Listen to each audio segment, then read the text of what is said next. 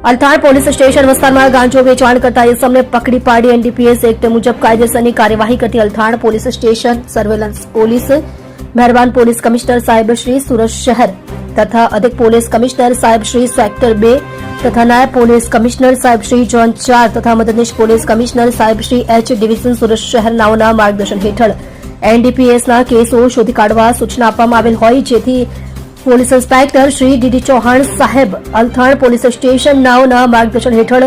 આજરોજ Althan police station વિસ્તારમાં surveillance સ્ટાફના માણસો પેટ્રોલિંગમાં હતા તે દરમિયાન પોલીસ સબ ઇન્સ્પેક્ટર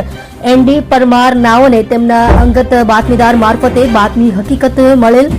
કે અલથાણ ગામ ખાતે નવી હળપતિવાસ ખાતે રહેતા પૂનમ બહેરા નાઓ બહારથી ગાંજાનો જથ્થો મંગાવી દુકાનમાં વેચાણ કરે છે જે બાતમીના આધારે વર્કઆઉટ કરી કુલ્લે 459.9 ગ્રામ ગાંજા સાથે કિસમ પૂનમભાઈ ગણપતભાઈ ગુરાભાઈ બહેરાને ઝડપી પાડી આરોપી વિરુદ્ધ કાયદેસરની કાર્યવાહી કરી સરાહનીય કામગીરી અલથાણ પોલીસ દ્વારા કરવામાં આવેલ છે।